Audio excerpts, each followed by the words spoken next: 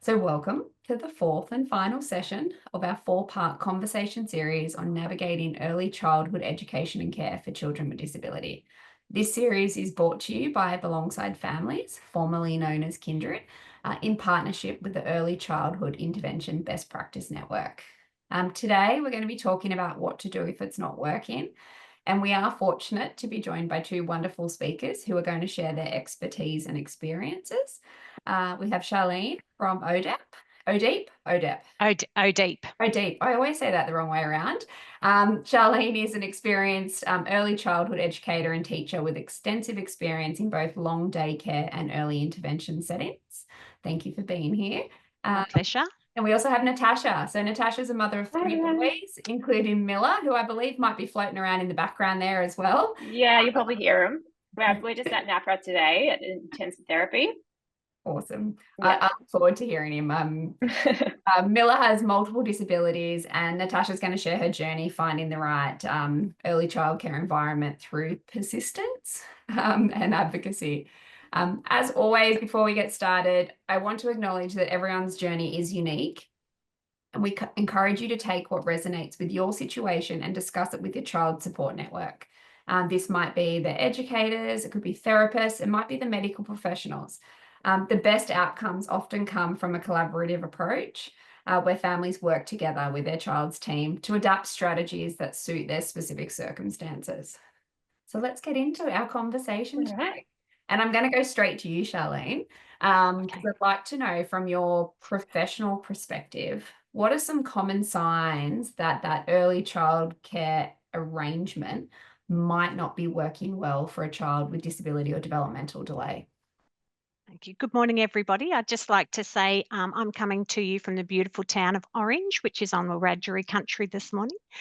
When we're thinking about those signs that maybe indicators things aren't going well for that child in that placement, some of the signs could be those things such as distress during drop-off, not wanting to leave the parent, having a few challenges changing from, that one secure place with the parent to the next secure place in the childcare setting. There might be times during the day when they're distressed, they're not understanding what's expected of them, what they're meant to be doing, following routines. And also that times when you may arrive and there's that meltdown, like just can't, there's that emotional exhaustion from being through the day, and they're very overwhelmed and just, will cry when they see you walk in to pick them up. Some other signs might be there could be a regression in their skills. When they commenced, for example, they were toilet trained and they then start having accidents. There could be any number of reasons. You might also see that there's a lack of engagement and interactions with their peers and with the staff members. They also may not be engaging freely in activities in the environment. You could also look at reduced attendance. Now, that could either be that their days and hours of attendance are reduced to support that transition into daycare, but then looking how long is that taking? Could that be an indicator that it's not the right fit, something's not quite right? It also could be that the children or the child is not attending for their full days of attendance, that there's lots of absences. There could be a lack of progress towards their goals. I'm just reading, sorry, while I go.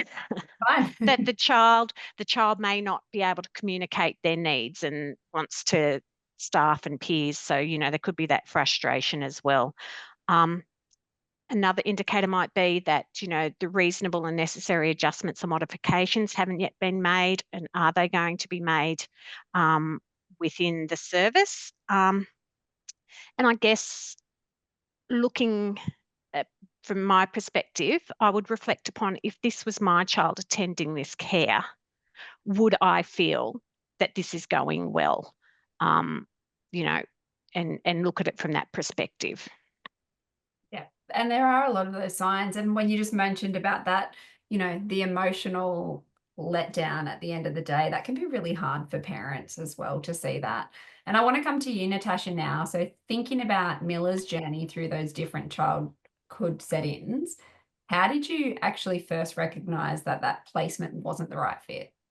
Well, it's very helpful listening to Charlene just then, because there's some things there that I guess as a parent you don't see during the day. So that was interesting to hear that they can see some of those skills declining, things like that. But yeah, we first entered Miller into daycare about 6 months of age. So he was born with hearing loss, and that was his only indication that there was something different about Miller.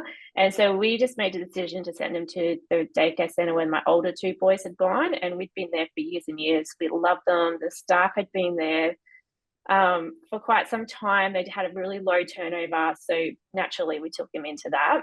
And then over time, it was just like little things here and there, things that you had to keep reminding them. When I look back at it in hindsight, I realized I don't think in the whole time I'd been there, it's probably 10 years all up, well, maybe not that long, like 5 years all up between the gaps with the kids. But yeah, I don't think that they had many kids with a disability, physical disability there. So he was the only one that had really high physical needs. So it kind of got me questioning, well, where are all the other kids with disabilities? And yeah, so they just seemed very reluctant, because they were an older generation of carers, which are lovely because they're nurturing. But then, yeah, they just weren't really keen to adopt new processes and procedures and keep up with the latest. And then it just got to the point where I found out through another source, I think it was another parent, about inclusion support. And by this time we had multiple diagnoses, including global development delay. And they never actually came out and offered us to have inclusion support. So that's something that I found out myself and I had to go back to them. And that was kind of the straw that broke the camel's back, because, you know, if you see a child that's struggling and they need extra support, why not offer it to them? Why does the parent have to go and chase that up? So that was when we decided to make the move at that point. Yeah, and that would have been hard too, because you did have such a relationship with them that, they hope that they'd be a little bit more proactive. They'd been through it all with us. And I think the other thing is they were about to merge from council run to as normal business. So all their council privileges and things like that were, you know, so they were very bitter and disenchanted. And I think overall, they just weren't really focused on Miller. And so they had a lot going on, and, you know, it just wasn't working at that point. And that's when I made the move. Yeah. And so Charlene, I mean, obviously Natasha then started those steps, but what steps would you recommend to parents to take before they decide that that current setting isn't working? Yeah, I think there's a few things you can do in relation to starting those conversations with the service. So I guess the main thing would be to actually request a time to meet and talk. It's hard to have those open and honest discussions when everyone's busy during morning drop off and pick up. So you kind of can't give the conversation the time that it needs. And I think, you know, the other thing is, if you do set a time aside, people have time to plan for it. You can ensure, you know, that, you know, it could be while the child's at care and they just come out for a meeting, that the child's not there, and listening to these concerns and maybe wondering what's going on. I think, you know, is there other services involved, like, for example, an OT or a dietitian? Are they supporting the service? Are they coming in and able to give them some ideas and strategies to support the child? Could, like, if there's quite a few people involved, could you have a meeting where all the stakeholders are involved and that everyone can chat, and, you know, the parent has a time to voice their concerns? Educators might be able to say, but, you know, we're not understanding this, and there be those conversations, and hopefully everyone be on the same page and work towards strategies that can support the child to have a great experience at that service. I guess as a parent, you can also ask yourself, do the staff feel confident and understand what they need to do to meet my child's needs?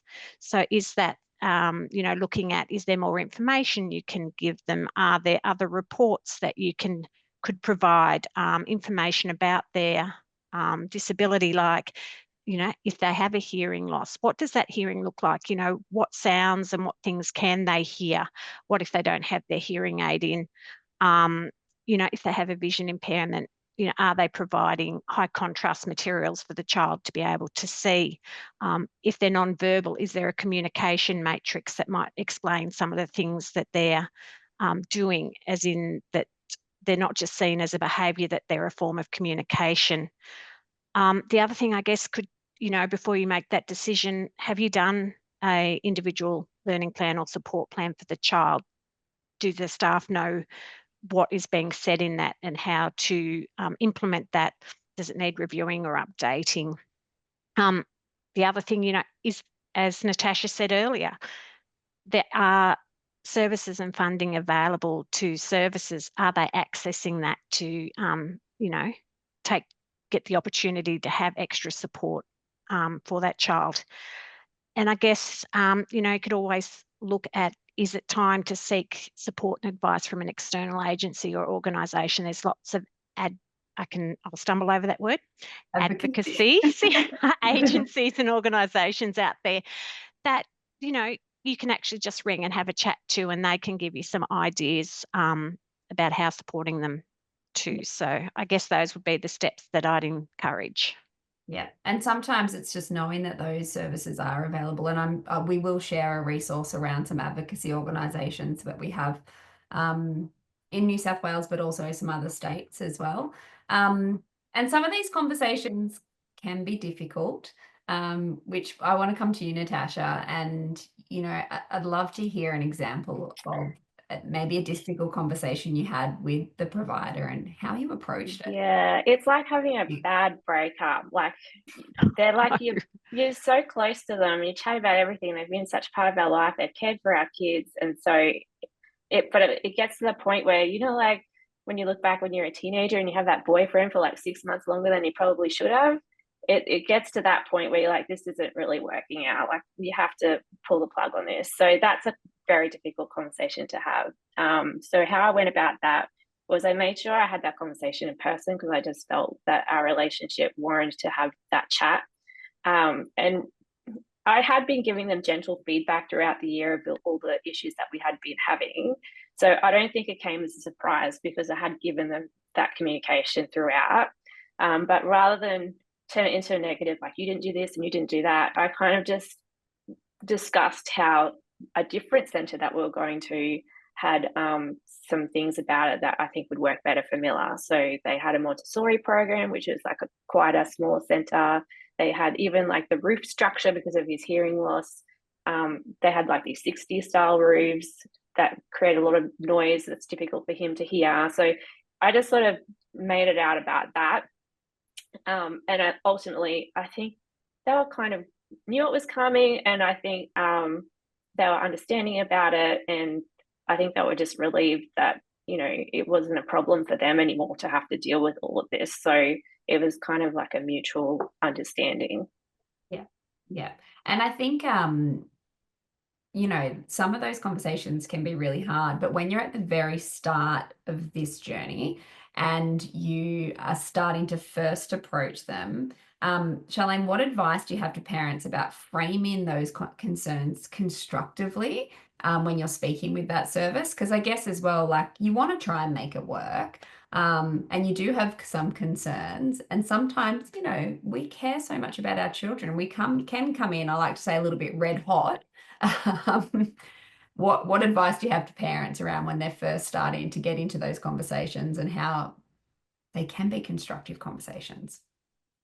Yeah, well, as Natasha said, they can be very difficult. And as you said, Bree, you can feel like you're so passionate for your children, and, you want to come in and you can be a bit red hot, and, and that's the passion of being a parent and wanting the best for them. So, I mean, I suppose to remember that you're advocating for them, and that's their interests and their best interests that you're actually addressing with the staff. So I think before you come in, kind of go over in your mind, you want to be clear about what your concerns are or what the issue is, and, maybe even try and get a few phrases around how you want to say it, because it can sometimes be quite difficult in the spur of the moment if you are nervous, heightened, anxious, upset.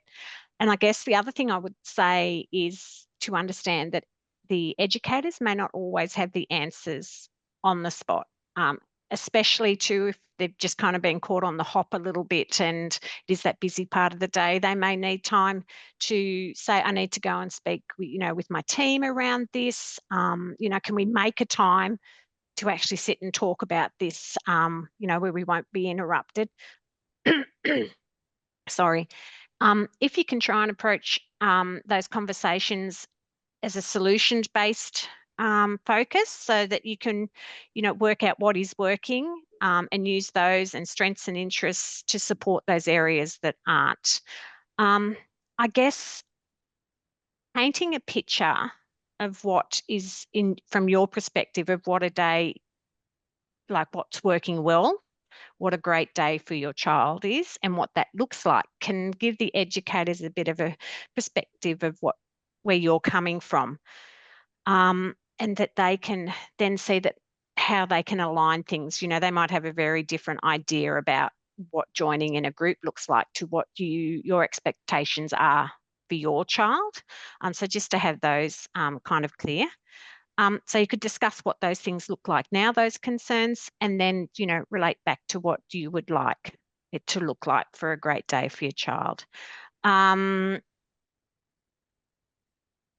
To move forward, like to try and work out strategies, changes and things that you can implement, and having, a realistic time frame for when that might happen, and having those conversations. And remember that reaching a goal is a journey of many small steps for a lot of our children, and that realistic view, not only for yourself but for the educators, that things may take a little while, but how long that takes is certainly a very individualised thing for the family and the child and the centre as well. So I guess, just coming in, trying to be clear about what it is, and trying to look at positive steps forward to where you can be.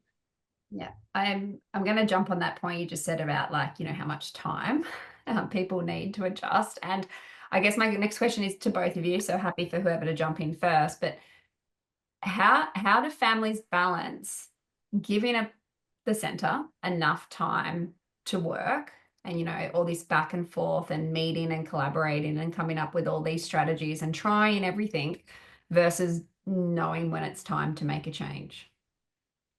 I think from my perspective, like you said, it's very easy to go guns blazing, but you have to remember,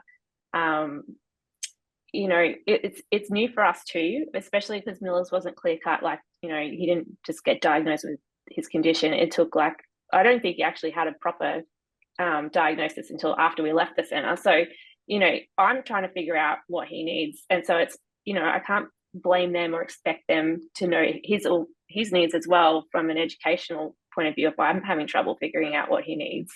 But I think you just get to a point where, in your gut, it's not right. And, in our case, it was just like a lot of little things. And then I just felt like in my heart, I think there's somewhere better for him to be. And so I think all up it was about 18 months, and we timed it so that we finished off at Christmas time. So it was a natural wind down to the centre, to the year. And that's sort of, I had things in motion in September because I knew that you need to get on wait lists and things like that. So I feel like that is a generous amount of time. And if at any point there was a safety issue, I would have pulled him out immediately, but it was never like that. It was just lots of little minor things. But yeah, if safety was an issue, I certainly would have stepped on that a lot quicker.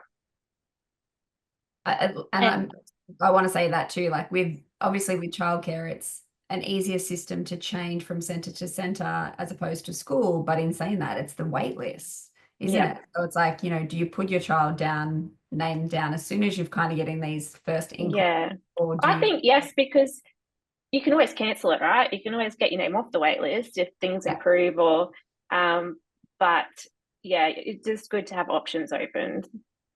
Yeah. What were we going to add, Charlene? I was just going to say, just going on with what both you and Natasha had said, if there's something that has happened that you feel, this needs to kind of stop now, like if there was an incident, safety or things like that. The other thing that is also comes to my mind is a lot of our smaller communities, especially out here in, like I'm out in rural New South Wales, there is only, if not any, but one service within the community. So whether, is there another viable option? Is there something else we can do? So there's sometimes not that choice or options for families. I think, you know, I would be looking at if this is the service passionate about the child. Are they really putting in the hard yards and trying things, but we just haven't found the right fit yet? That's always a good reflection point to kind of say, you know, are we going to stick with this a bit longer, or is it time to pull out? If they're kind of coming to you going, we don't know what else to do, those strategies didn't work, we can't do it. You know, there's lots of can'ts coming up in the conversation. You know, that could be an indicator that the service is feeling like they're not going to be able to accommodate. Looking at whether, you know, the progress towards the goals is happening, and if so, is it at a pace that's, you know, acceptable for you and your child?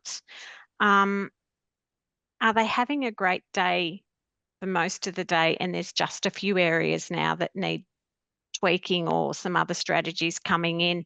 So I think, you know, it's very much the family's decision on whether they, you know, they continue with that service or they look elsewhere. But I guess that reflection on where we started and where we are, are we okay with that, or what do we need to do next? I just want to, I've just had a comment through the chat just around services that might be sugarcoating things that are happening if you suspect something that's happening. And obviously a lot of our children might not be, they might be non-speaking. So what would you sort of suggest to families that, you know, have an inkling that something's happening in the service? They're only having that kind of chat at the end of the day. Like, could they ask for a therapist to go in and observe to see what's happening in some of those situations, just to get a full picture of what's happening? I definitely think that that's a great idea. In my role that I have now, working in early intervention, I do go in and I do observations of children during, you know, transition times, during lunch times, and all those sorts of things, and can take down an observation around how that child is actually going within that environment during those times. And I think that can then provide the parents with more of a overview of how that's going to reflect on, because I think that can very much be the thing. You're not there, you haven't got eyes on, is that actually what happened? So I think that that's a great suggestion and something that we do. Yeah. I want to just sort of talk on now just that importance of documentation when things aren't going well. Natasha, it sounds like you had a really great relationship with the service that you could actually have those open conversations, but did you sort of document things along the way, or? So I think in hindsight, where I should have done better at was documenting it, because again, because I'm so friendly with everyone, you walk in and you're like, how's your weekend? Oh, can you just remember to put Milla's hearing aids on charge, and blah, blah, blah, blah, blah. And I know that, you know, because I've got 3 kids, when one of them tells me something when I'm in the middle of doing something else, I totally forget what they say. So that's not on them.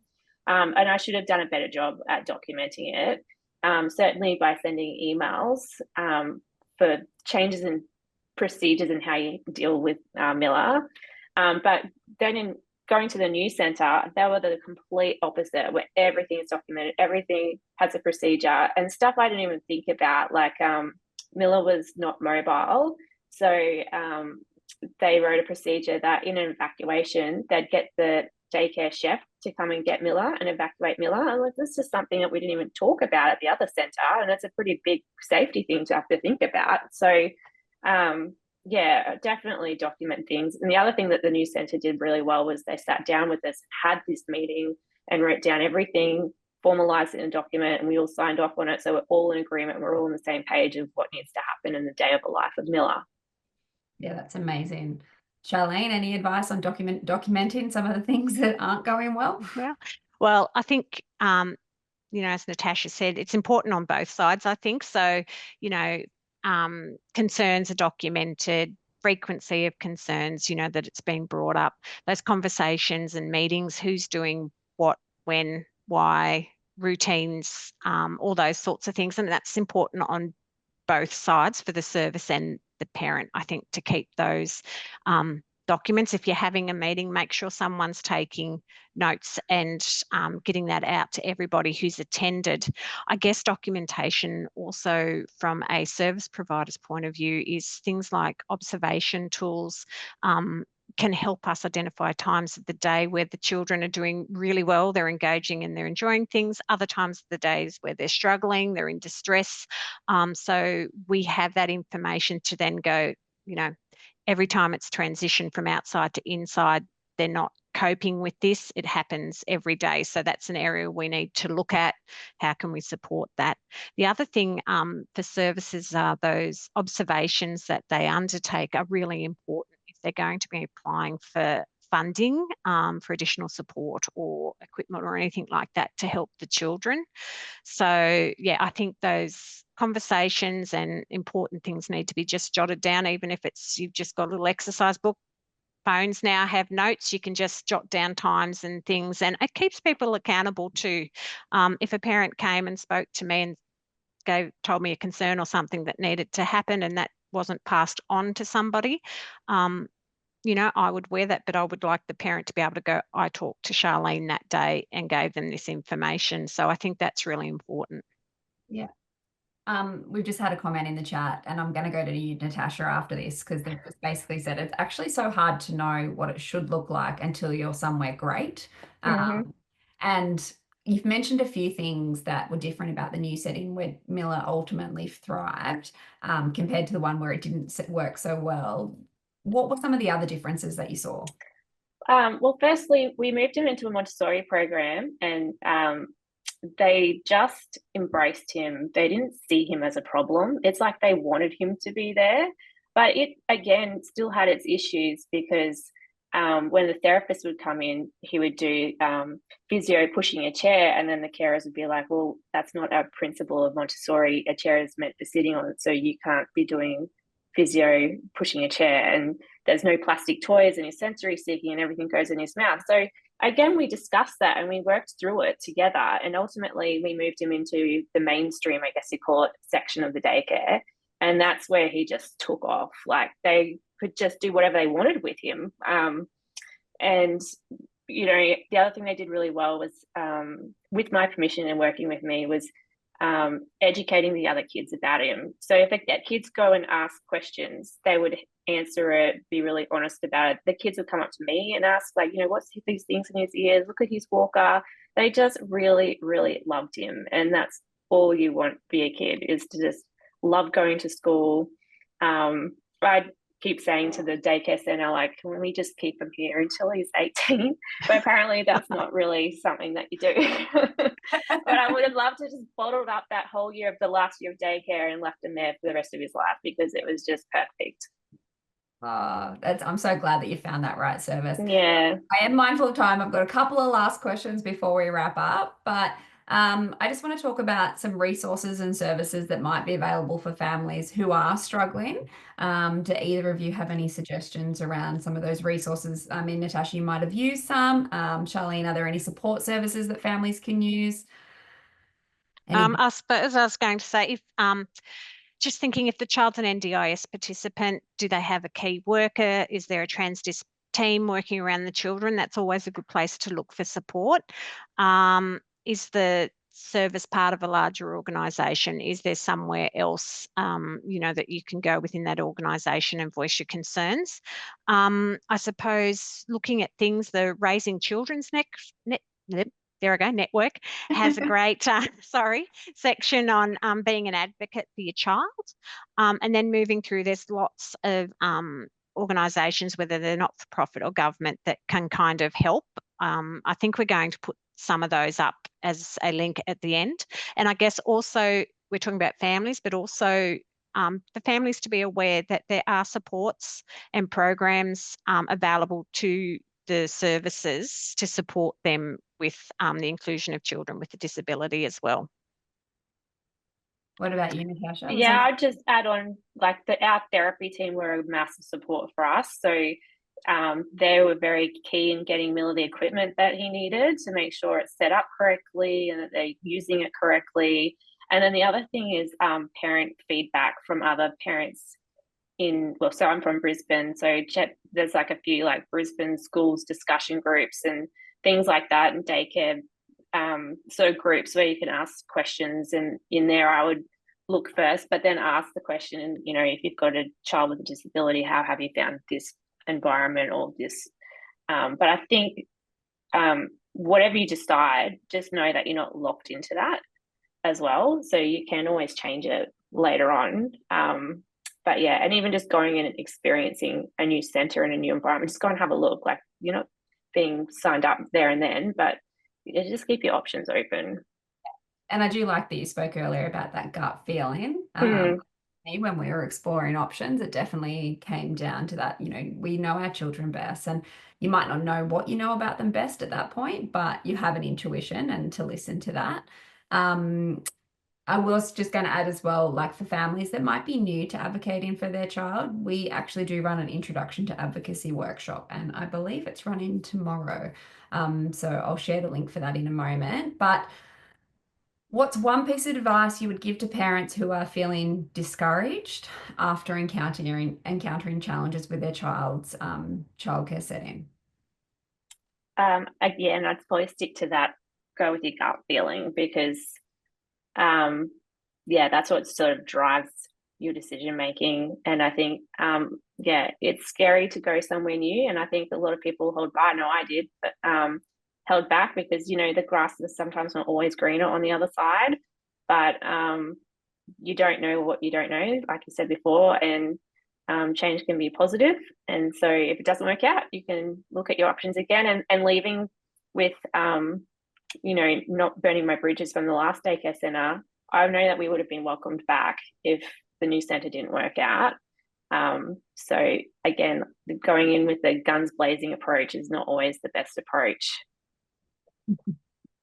And I think we've all made that mistake at times. Definitely. And we learn from those mistakes. I go to zero to hero over the littlest things, but with that, it is hard when you're passionate. What's the saying? Like, you catch more bees with honey. Is that the saying? Yes. Yeah. And Charlene, I'll leave it to you. What's your piece of advice? Well, I guess I just wanted to say, as an early childhood teacher and intervention professional, I'm working hard to work with services so that they have the knowledge, skill, confidence and understanding to give all children that individualised care that, is just a wonderful place. My advice for parents would be to keep going, keep advocating. There will be that childcare service out there that is the right fit for your child, and it'll be a place where your amazing, beautiful child will just have the best experience and, thrive. And, I wish that for all children. Yeah, same here. We all wish that. Thank you so much to both of you for sharing. Thanks for having us. It was been wonderful. Insights and experiences. I really hope that practical advice and your personal story have provided, some strategies to families that might be listening or who are going to watch this for navigating some of those challenges with their early childhood education setting. Thank you to everyone that's watched online. There's been some comments in the chat, which has been really great. And like I said, we're concluding our 4-part conversation series. And I want to take that moment to reflect on our journey together. So we've explored quite a few things. We've talked about reasonable adjustments, best practice therapy, building strong partnerships, and obviously now what to do when things aren't working. But I think the biggest thing that's come out of these sessions is the importance of collaboration, communication and advocacy in supporting your child's early education experience. For everyone that's watching, we hope these conversations have provided you with practical strategies and the confidence to advocate for your child in an early education and care setting. And like we've said, remember, you know your child best, and your voice and perspective are invaluable in ensuring that they receive the support that they need to thrive. So thank you to everyone for the participation throughout the series. As I mentioned earlier, all the session recordings will be available when we send the resource email. With this one, we'll include the links to the previous ones and any additional resources that we've mentioned during the discussions. And I have shared that link to the Introduction to Advocacy workshop that's happening tomorrow, but we do run that quite regularly. So if you can't make that tomorrow, keep an eye on our website. And as Charlene said, we wish you and your child all the best on your early childhood education journey. So have a great week, everyone. Thank you so much, Natasha. Thank you, Charlene. Thank you. Thanks for having us. Thank you. Been wonderful. Talking to you soon. Thank you. Bye.